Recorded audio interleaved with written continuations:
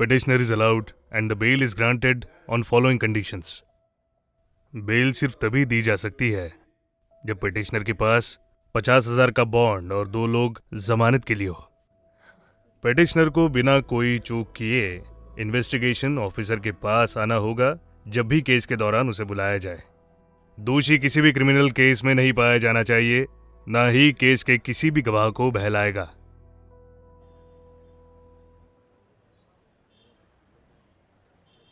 Sir, मैं शिवा कुमार, मैं उस लड़की का पिता हूँ। ओ, चलो मेरे ऑफिस में चलो बात करते हैं। चलो। सर आप क्या करते हैं? मैं अटिंगल टाउन प्लानिंग में ऑफिसर हूँ।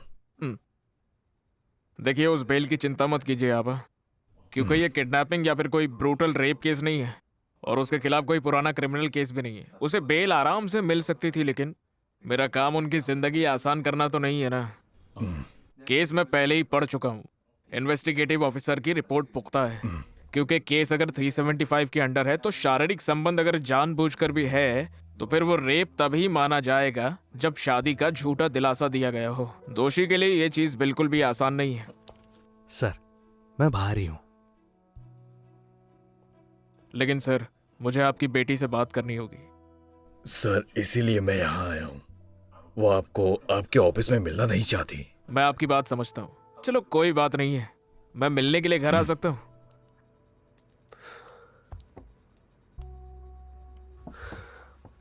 देखिए मुझे आपसे कुछ जरूरी बात करनी है। क्या बात है सर? आपके घर आकर ही बताऊंगा वो तो। और वो उसकी वकील कोई दिक्कत तो नहीं देगी? नहीं, चिंता मत कीजिए।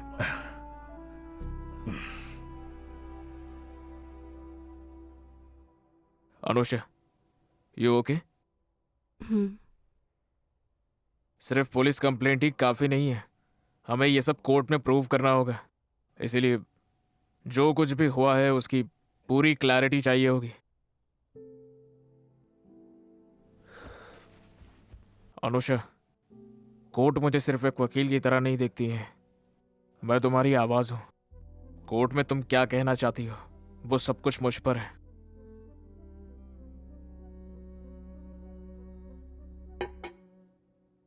मैं जाती हूँ।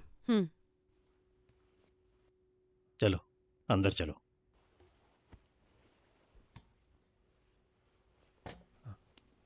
ध्यान से।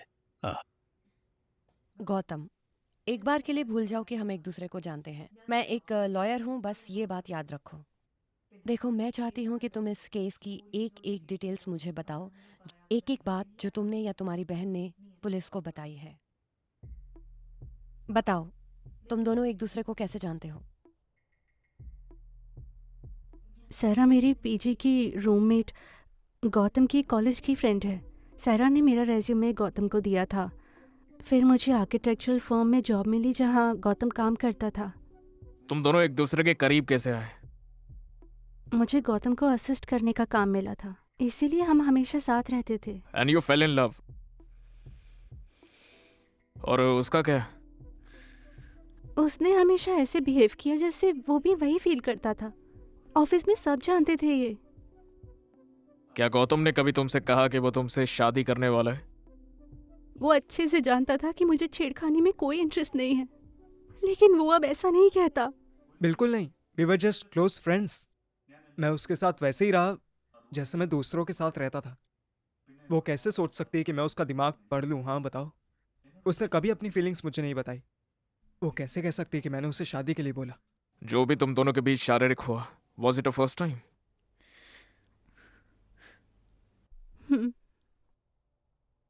वो सब कुछ कैसे हुआ था फिर? पहले शुरुआत किसने की? देखो मैं जानता हूं कि ये बताना बहुत मुश्किल है, लेकिन और कोई रास्ता भी नहीं है।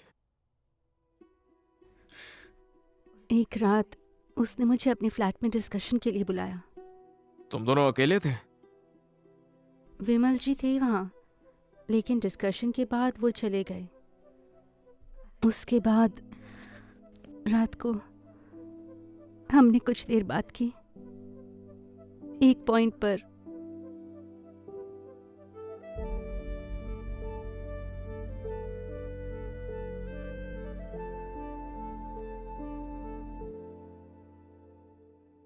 अगर आप पूछोगे कि हम उस पॉइंट पर कैसे पहुंचे, मुझे नहीं पता।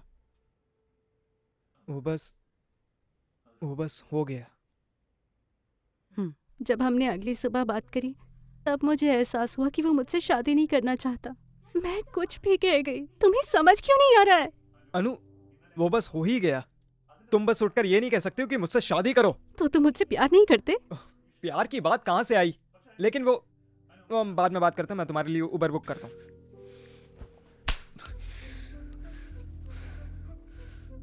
जो हुआ क्या वो बस मेरी गलती थी? हाँ, अगर वो मुझसे शादी करना चाहती थी तो मुझे इसमें नहीं डालती। उसकी एक फ्रेंड है, सायरा। अनुषा ने तुम्हें बताया होगा। मुझे उसके बारे में सब पता चला। उसने अपने हॉस्टल में खुद को मारने की कोशिश की, इसलिए मैं उसे घर ले आया। उसकी मां ना होने पर मैं उसके लिए मां बना। वो बिल्कुल भी आसान नहीं था। वो रोने से रुक नहीं रही थी। वो शादी करना चाहती थी, तो मैंने उससे फोन पर बात करने की कोशिश की। उसके पापा ने उसे शादी करने के लिए डराया। मैं परेशान हो गया और उन पर चिल्ला पड़ा। फिर मुझे पता चला कि उन्होंने मुझ पर केस कर दिया है। उसने मेरी बेटी को चीट किया और उसे सुसाइड करने पर मजबूर किया। मैं उसे छोड़ूंगा नहीं। अगर मैं इस छानबीन में हार गया, एक बाप की तरह भी हार जाऊंगा। आखिर उसे परेशान होना चाहिए, मेरी बेटी को नहीं। वक्त बदल गया है sir. He knew I was in love. फिर भी उसने ऐसा किया। मैंने जानकर किसी को धोखा नहीं दिया।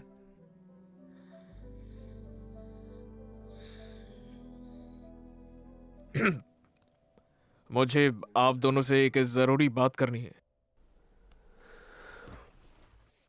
इस केस में डिफेंस लॉयर है माधवी।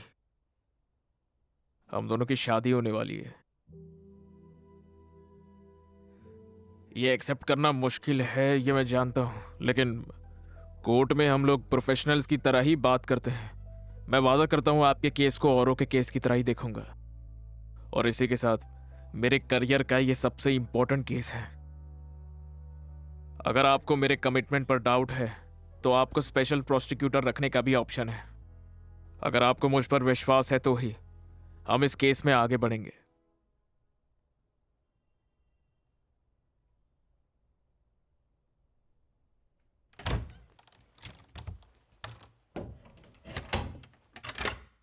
ए, माधवी की मां का फोन था। उन्होंने ज्योतिषी से बात की है।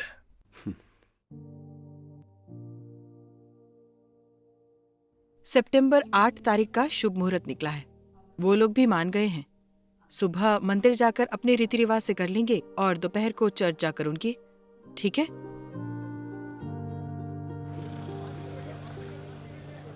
क्या आपने चार्जशीट में बयां किए गए जुर्म किए? नहीं। क्या हम केस की ट्रायल लिस्ट करें? बिल्कुल। इसे सितंबर की लिस्ट में ऐड करते हैं। इस केस का ट्रायल 2 सितंबर को किया जाएगा।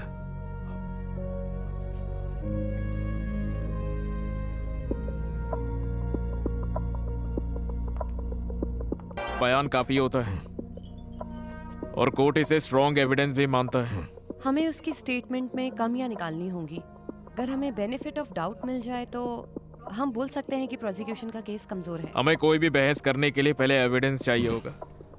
दोषी के उसे दिए गए गिफ्ट और ऐसी सेल्फीज जिसमें दोनों बहुत ज्यादा क्लोज दिख रहे हो, ये भी बहुत हेल्प करेगा। हमें ये भी देखना होगा कि हम प्रोसिक्यूशन के किसी गवाह को अपनी तरफ कर सकें तो। एविडेंस तो हमारे फेवर में है और ऐसे सारे केसेस में कोर्ट औरत की तरफ होता है। हम उसी का इस्तेमाल करेंगे। बस एविडेंस से केस नहीं जीता जाता है। सिर्फ सच को जानना सफिशिएंट नहीं है, बल्कि सच को कोर्ट में कैसे पेश किया जाता है वो भी मैटर। सर। हाँ अनुषा वो कार में है सर। उसे बोलना होगा, उसने जबरदस्ती बिल्कुल। की थी। ठीक है। AC 1398/19 accused Gautam Ganesh. Accused is present, Your Honor. Witness is present your honour.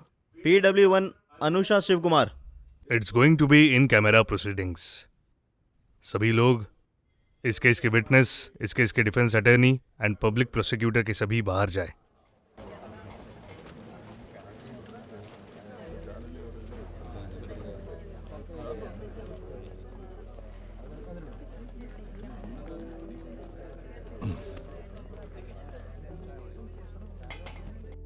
All the best. You too.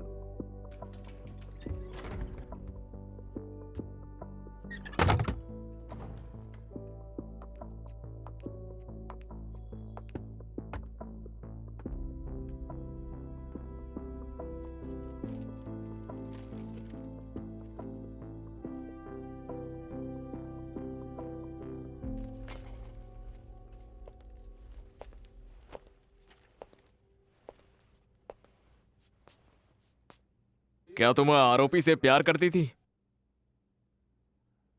हाँ। क्या तुम्हें यह लगा कि वो भी प्यार करता है और तुमसे शादी करना चाहता है? हाँ, और तुम्हें ऐसा क्यों लगा था? वो ऐसे ही बात करता था। क्या तुम कोर्ट को बताओगी कि तुम्हें ऐसा क्यों लगा था कि उसे भी तुमसे प्यार है और वो शारीरिक संबंध तक कैसे पहुंच गया, बताओगी?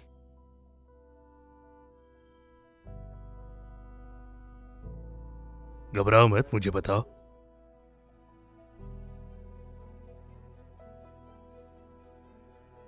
मेरी रूममेट है ना सहरा, सहरा ने ही मुझे मेरा रेज्यूमे गौतम की आर्किटेक्चरल फर्म में देने के लिए कहा था।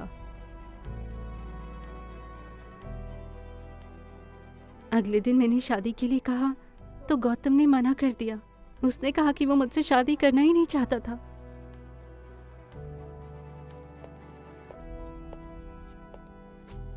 योर ऑनर, ये उनके व्हाट्सएप चैट के स्क्रीनशॉट है और ये रहे उनके पर्सनल फोटोज।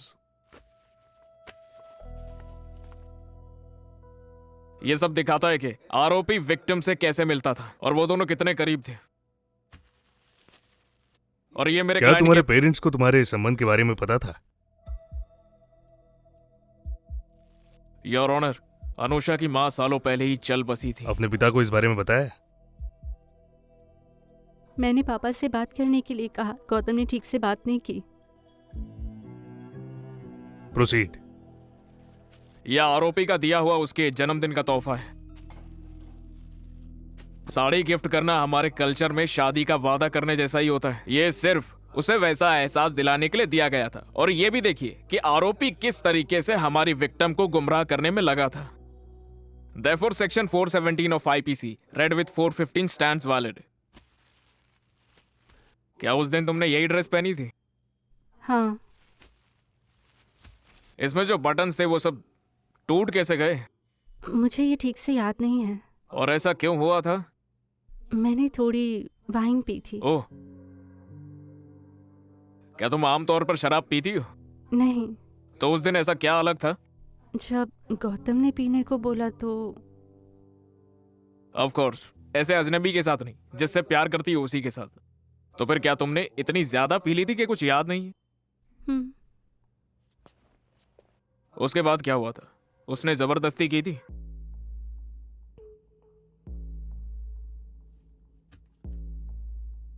उसने जबरदस्ती की है ना?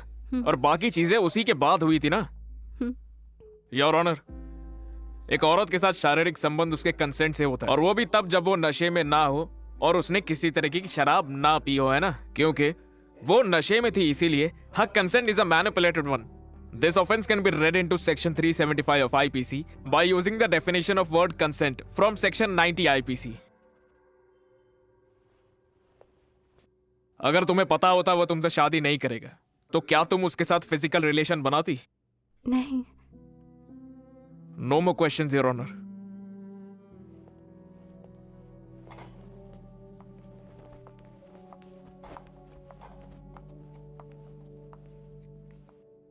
Are you all right?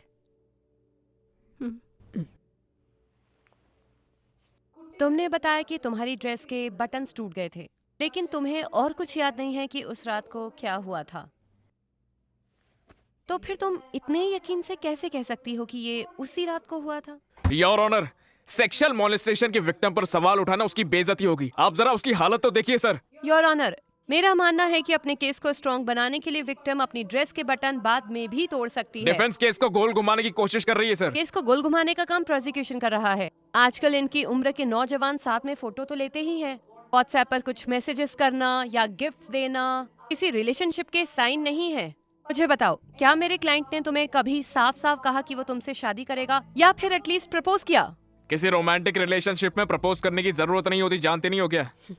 Your honour, the law clearly states that the promise of marriage can be inferred from the action and conduct of the accused. सबूतों और विक्टिम के बयान से आरोपी का बिहेवियर साफ साफ दिखाई दे रहा है, योर ऑनर। हाँ शायद, लेकिन जब एक दूसरे से शादी की बात हुई नहीं है तो ये क्यों माना जाए कि मेरे क्लाइंट शादी के लिए तैयार था?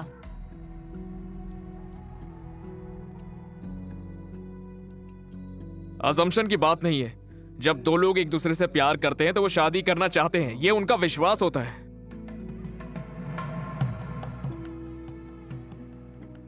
सिर्फ विश्वास की बात नहीं है, प्रॉपर कम्युनिकेशन भी होना चाहिए, जिसकी वजह से ऐसी असम्पशंस बन जाती हैं। आज के दिन से लेकर जब तक कि मौत नहीं आ जाती, अच्छे और बुरे में, अमीरी या गरीबी में, एक दूसरे से जिंदगी भर प्यार करोगे और इज्जत करोगे। ये कोई चैनल की चर्चा है? ये कोर्ट है। डिसिप्लिन होगा तभी हम आपके इस केस को आगे बढ़ाएंगे।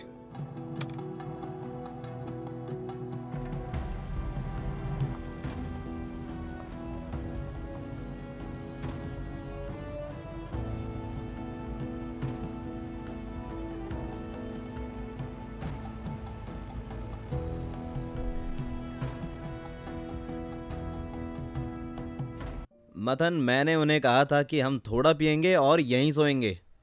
मैंने भी उनको बोला था। ठीक है, बाय। ठीक है, फिर कॉल करता हूँ। Bye, see okay you. Bye, see you. सोसी वो जा रहे हैं।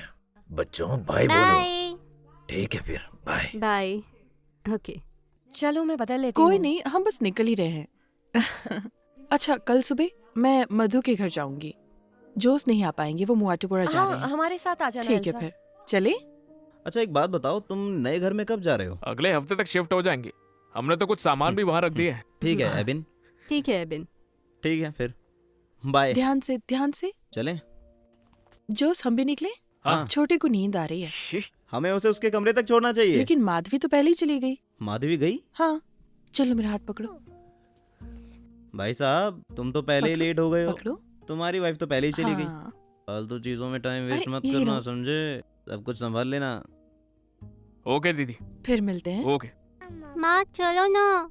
ओके जीजू। अरे अरे जाओ। आप जाइए, पहले आप जाइए।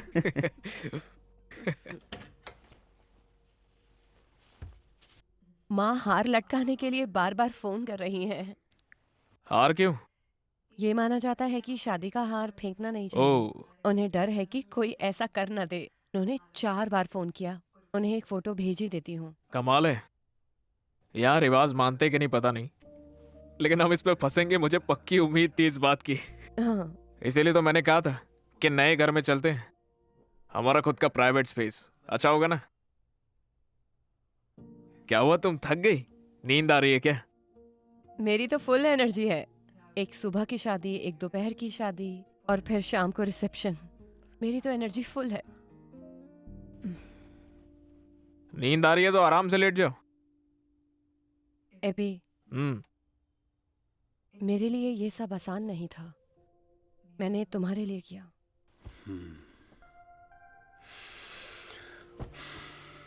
जानता हूं मैं भी इस बात का कभी तुम्हें प्रेशर नहीं देना चाहता था, लेकिन जब फैमिली इन्वॉल्व हो जाती है तो चीजें हाथ से निकल जाती है। वैसे हम भी तो यही चाहते थे ना, बस टाइमिंग नहीं मांगनी चाहिए थी।